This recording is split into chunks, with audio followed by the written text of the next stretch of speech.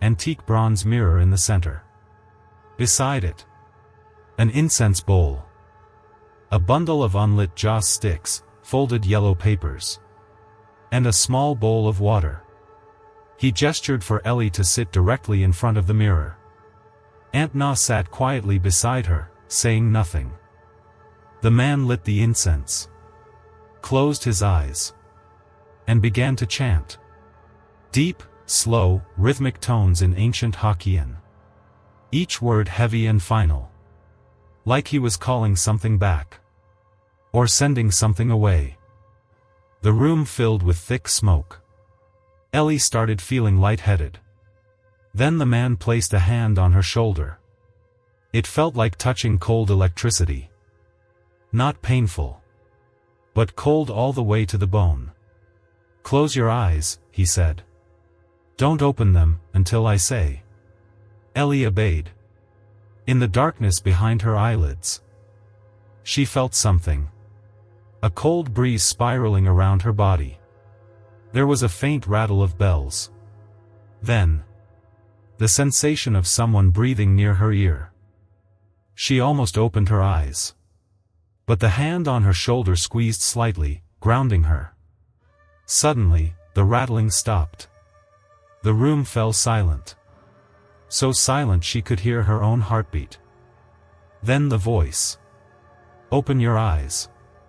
Ellie did. The bronze mirror in front of her had cracked. A single, hair-thin fracture, cutting straight across the center of her reflected face. The man exhaled. "It saw me," he said. Ellie whispered. Who is it?" He didn't answer immediately. Instead, he pulled a new paper slip, scribbled something in black ink, and burned it in a small altar stove nearby. "Once the flames consumed it," he said. "Your body has been marked. Something wants to use it. To live again. But I've cut the tether." He handed her a small talisman, wrapped in dark brown cloth. "Keep this with you. If nothing happens after the full moon, you're safe."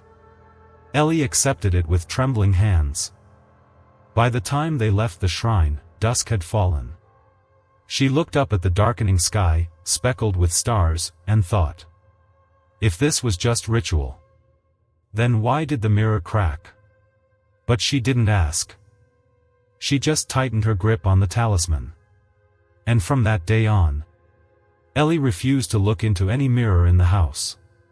Even so, that night, after turning off the lights and climbing into bed, she heard a faint sound outside her door. A dragging noise. Like something had just been pulled softly up to her room. And then, silence. That night, Ellie tried not to think. She showered early, skipped conversation, and went straight to her room after dinner. Aunt Na didn't say a word. She just watched quietly. Then gently shut the kitchen door behind her. But Ellie couldn't stop thinking about the crack on the bronze mirror at the shrine. She wasn't sure if it had really split, or if it was just her mind playing tricks after the ritual. Still, the image of her own reflection, fractured down the middle, kept circling in her head like a curse. She lay in bed, trying to fall asleep to the soft patter of rain. The first monsoon of the season in Taichung wasn't heavy, but it dragged on for hours, making the old wooden house feel colder and damper than usual. Around midnight, Ellie jolted awake. Not from thunder. Not from a nightmare.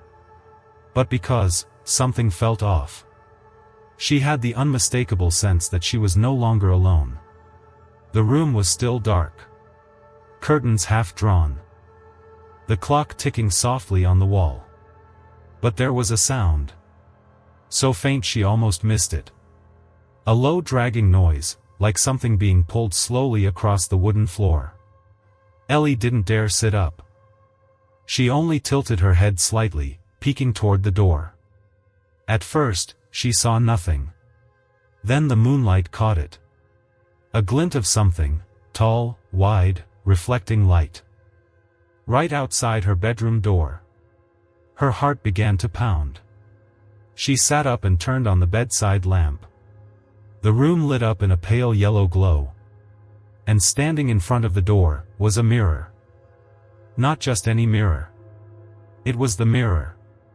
The one with the dusty black frame, the faint scratches, the glass ever so slightly fogged over. But it shouldn't have been there. Ellie had asked Aunt Na to put it away 2 days ago. They had carried it together to the downstairs storage room. And locked the door. Yet here it was. Standing silently in the exact center of her doorway.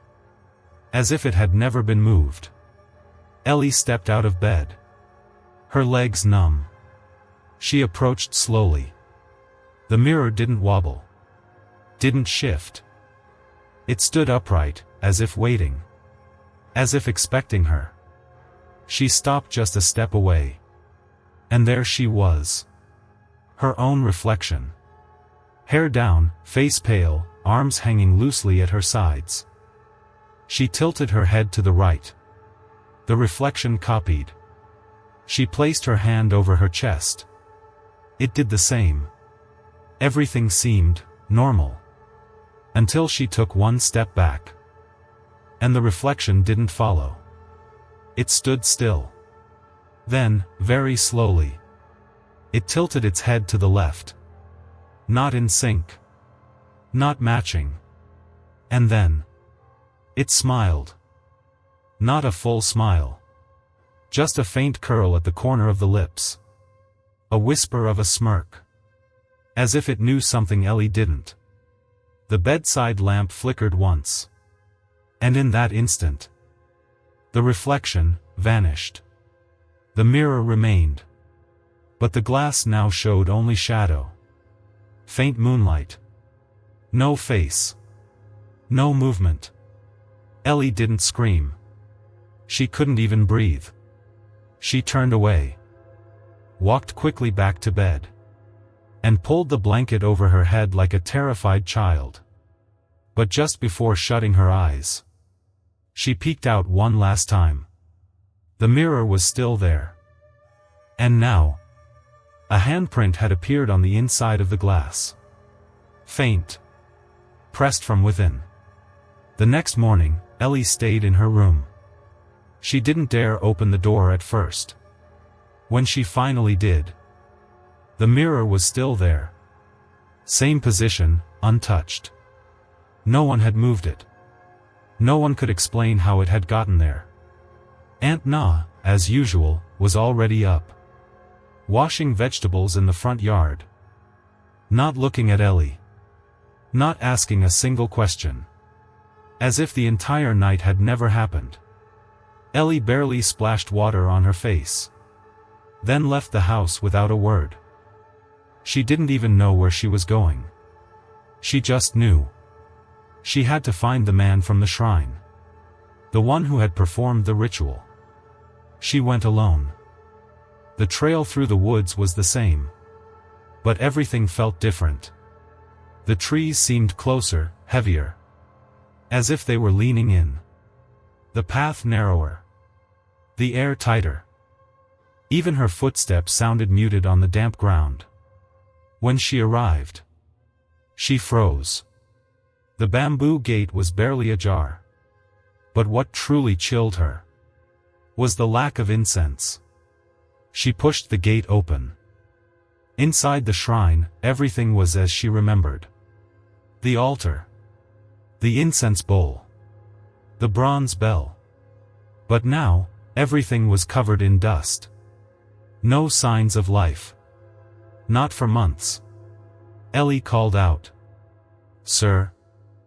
I'm Ellie, the girl from last week. You did a ritual for me." Silence. She walked deeper into the back. The door to the living quarters was closed. She opened it slowly. Empty. Just a torn mat. A brown robe hanging from a nail. A stack of old newspapers. No sign anyone had lived there. Ellie began to shake. She left the shrine immediately. made her way back down the road to a small pharmacy near the market. She asked the shopkeeper, "Do you know the man who lived in the shrine behind the mountain?" The woman looked up with a strange expression. "You met him?" she asked. "Yes, last week. He did a ritual for me. My aunt took me." The woman went quiet for a moment, then said slowly, "That man passed away nearly 6 months ago. The village held a small funeral. He was ill, died peacefully." Ellie's body went cold. "No, that's not possible. I spoke to him. Sat in front of him. He tied this red string on me." The woman shook her head. "Miss, are you sure? That shrine's been abandoned for a long time. People only go there once a month to burn incense. No one lives there." Ellie stumbled back from the shop, her ears ringing, her heart pounding. Then, who was the man who performed the ritual? Who wrote her name? Held her hand? Lit the flames? And more importantly, whatever it was that saw him during the ritual. What was that? Ellie looked down. The red thread was still tied tightly to her wrist. But it no longer felt like protection. It felt like a tether. And one thought echoed through her mind. What if the ritual didn't sever the connection? What if it opened the door so it could find her? That afternoon, Ellie returned home in a state of panic. She couldn't tell what frightened her more: the mirror, the failed ritual, or the woman she had always called family. As she passed through the gate, she saw Aunt Na hanging laundry in the back, her hunched figure so small and frail. It looked like the house itself was slowly swallowing her. Ellie hurried into her room, slammed the door, and locked it. She needed answers. Right now. She pulled open the bottom drawer. The one where she'd seen the old sticker mark the other day. This time, she tore the lining out completely. Beneath it was a hidden compartment. And inside, a wooden box wrapped in faded red cloth. Her hands trembled as she opened it. Inside, there were a faded photo. A young girl standing in front of this very house. Her face, hauntingly familiar. She looked just like Ellie. A small leather journal. The edges of the pages were curled with age. On the first page, written in blue ink, was a name: Yu Qian. And finally, a yellow talisman paper. The same kind the ritual master had used. 2 names were written on it, one layered over the other. The bottom, in soft ink, Ellie, with her birth date and time. The top, bolder and written with a heavier hand, Yu Qian. Ellie's heart nearly stopped. This wasn't just suspicion anymore. It was proof. Her name had been written under someone else's. Someone who was dead. She opened the journal. The handwriting was rounded, gentle. A young girl's voice on the page. The first entry read: "It's raining today. Mom won't let me go out again. Says there's a ghost in the stream. But I'm not scared. I think, if I disappeared, maybe she'd finally pay attention to me." The next page. "Mom keeps looking at me like I'm someone else. Once she said, you have to live. Live for her. But I don't know who her is. Or, maybe I'm just a replacement for someone." And on the very last page, the handwriting frantic, ink blurred with water. "If anyone ever finds this, ask my mother why she kept that mirror.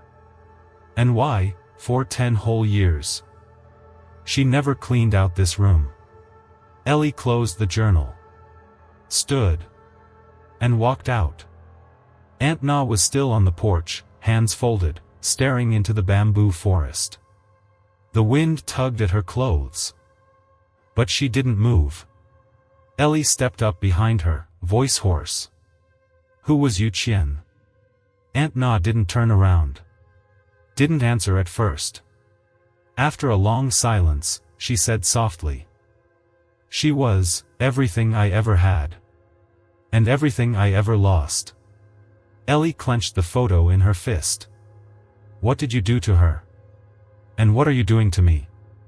This time, Aunt Na turned. Her face was lined with deep wrinkles. Her eyes were dark. But for once, they didn't look away. "I didn't do anything. I just left a path open. So that if her spirit couldn't move on, maybe it could find its way back." Ellie stumbled backward in disbelief. "By using me? By placing my name under someone dead?" Aunt Na didn't deny it. She only nodded slightly, and whispered. "She didn't want to go. And you look like her. So much it hurts." That night, the skies were clear. But a dense fog rolled down from the mountain, wrapping the house like a pale burial shroud. The stillness was unnatural. No crickets. No stream. Only the wind whispering like someone murmuring right behind your ear. Ellie couldn't remember when she fell asleep. Her body had collapsed. Her mind, emptied. After the confrontation with Aunt Na, everything inside her had shattered. And then, she woke up. But not in her bed. She was standing on the old wooden bridge behind the house. Barefoot. In her nightgown. Arms limp at her sides. It wasn't dawn yet. The fog was so thick, she couldn't even see her feet. The wind slid through the cracks in the bridge, whistling high and thin, like laughter. She didn't scream. She didn't cry. Because in that moment, she wasn't in control of her body. Something else was moving her. Step by slow, steady step. Ellie walked toward the middle of the bridge. The part where the wood had long rotted away. Her feet moved as if pulled by invisible threads. She tried to speak. But her lips wouldn't obey. She tried to turn around. But her body kept walking. At the center, she stopped. And then, she heard it. A voice. A woman's voice. Right next to her ear. But not from outside. From inside. "You know, this body is so warm." Ellie gasped. She tried to scream. "No! Get out!" But all that came out was a broken rasp. Yu Qian's face flashed in her mind. So much like hers. But the eyes were empty. Lifeless. The bridge began to tremble. The wind howled louder. She felt an icy hand grab her wrist, pulling her toward the railing. She didn't want to jump. But her body began to lean forward. Inch by inch. Then, a voice called out from far behind. "Ellie." It was Aunt Na. In that instant, the cold hand clamped down tighter. As if it knew its time was almost up.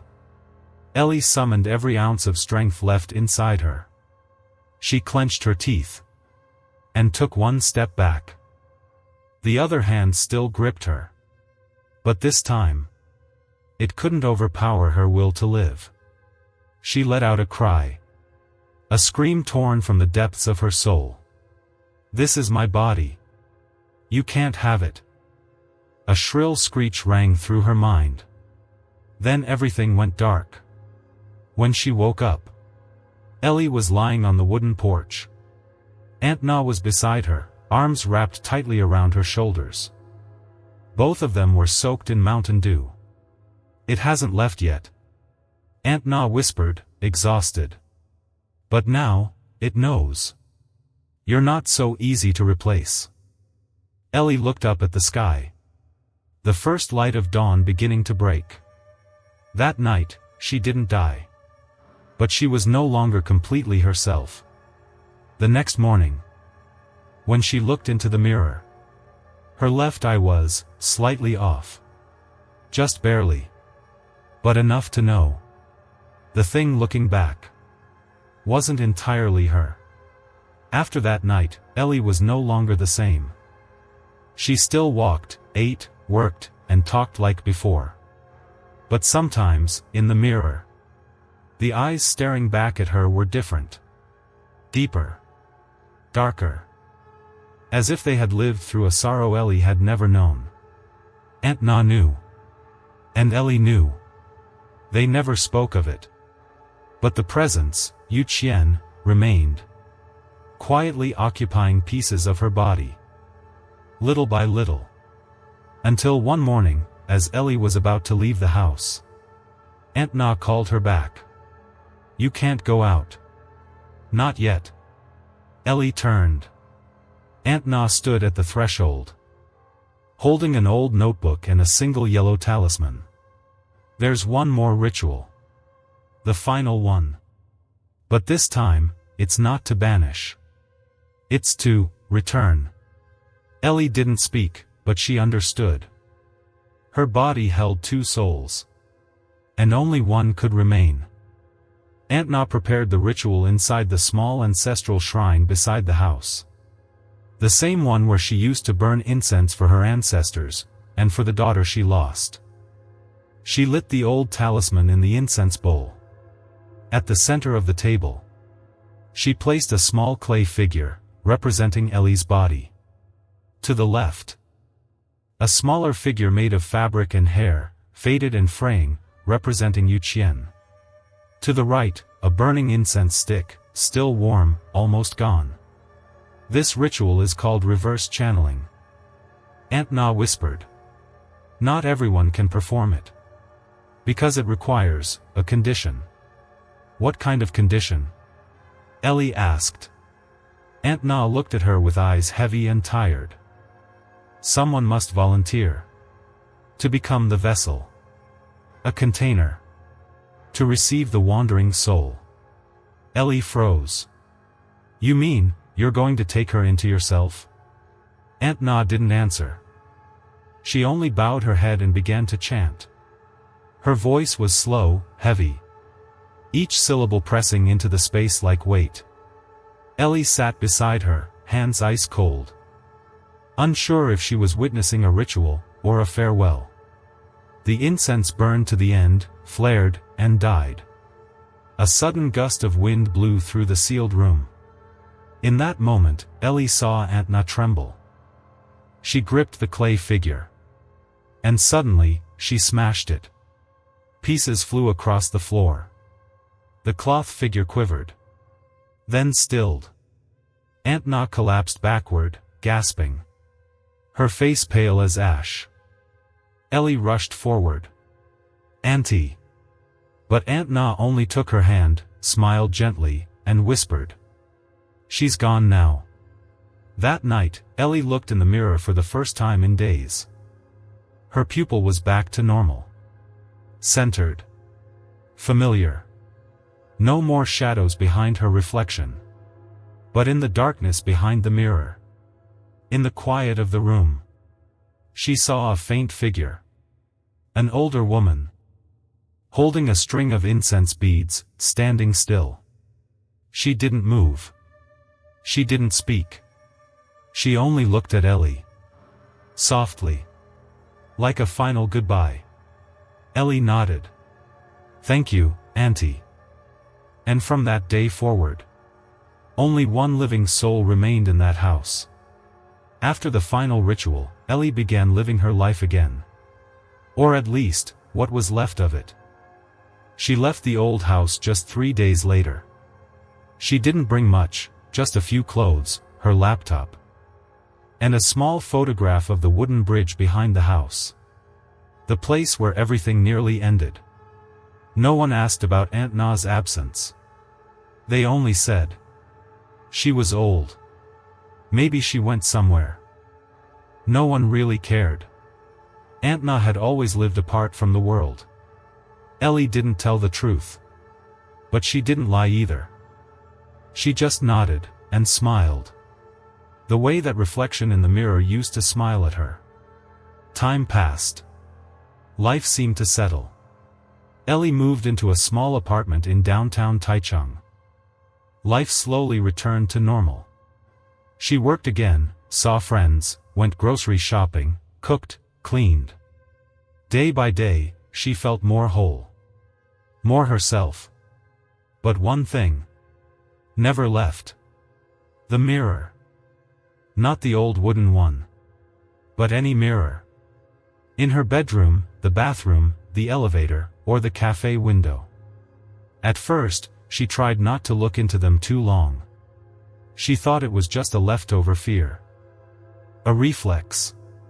A habit to protect herself. But then, one morning, while brushing her teeth, Ellie looked up into the mirror. And she saw Aunt Na. Not clearly. Not fully. Just a vague silhouette. Right behind her. Right at that distance. Looking at her through the glass. Ellie turned around. No one was there. When she looked back. Nothing. She didn't scream. She didn't cry. She just exhaled. And said softly, "I know. You're still here." Since then, Ellie no longer feared it. From time to time, she still saw her. When brushing her hair, getting ready for bed, or catching a glimpse of herself during a restless night. It wasn't scary. It wasn't haunting. It was simply presence. A quiet reminder. You never truly went through it alone. And maybe, in this life, we always carry a piece of those who once loved us. In one way or another. There's something not many young people remember anymore. In Chinese, Taiwanese, and parts of Southeast Asian folk culture, your birth date and time aren't just numbers on a certificate. They're soul markers. A way the universe identifies you among millions of other lives. And when you give that information to someone, you're handing them a key. If that key falls into harmless hands, it's nothing to worry about. But if it ends up with someone who knows how to use it for something else, you could be replaced. The ritual of body substitution is one of the oldest spiritual practices in the region. Originally, it was meant to protect. To transfer bad luck, illness, or misfortune into a paper effigy. And then destroy it to cast the darkness away. People did it to survive. To be safe. But like many sacred things, once humans started twisting it for their own purposes, it became a weapon. In this story, Yu Qian never moved on. And someone, out of love, or the refusal to accept loss, kept her soul tethered. By leading it into another body. Ellie was never fully possessed. Because she fought back. Because she didn't surrender. But not everyone is strong enough to do the same. So if someone ever asks you, "When were you born? What time exactly?" think carefully before answering. Because in certain ancient beliefs, if someone has your full name, date, and time of birth, that's all they need to summon something. To replace you. Have you ever heard of body substitution rituals? Or, have you ever looked into a mirror and felt like something was staring back that wasn't entirely you? If you have, share your story in the comments below. Because maybe, you're not the only one who's ever seen someone else inside your own reflection. And if you've made it this far, I just want to say one thing. Thank you. Thank you for staying, not just to hear a story about an old house, a forgotten ritual, or a restless spirit, but to feel something deeper. The fear of being replaced. You see, sometimes what haunts us isn't a ghost. It's not a shadow in the mirror. It's the creeping feeling that we're slowly losing ourselves. It's when you begin to question your own thoughts. Your choices. It's when you look into the mirror and the eyes looking back no longer hold your light. It's when you feel like someone, or something, is living your life for you. A job. A relationship. A role others expect you to play. And you keep going. As if you were just a temporary guest in your own body. Ellie almost lost herself completely. All because she stayed silent. Hesitated. Let others decide what her life was worth. You know what? Not all possessions come from rituals. Sometimes. They begin when we abandon ourselves. And when we finally realize it, we see that the thing in the mirror isn't anyone else. It's an older version of ourselves. Fighting to live again. So if you've been feeling a little dim lately, if you no longer feel like yourself, maybe it's time to take your body back. Because no one else can live your life for you. And no one has the right to decide who you are. Except you.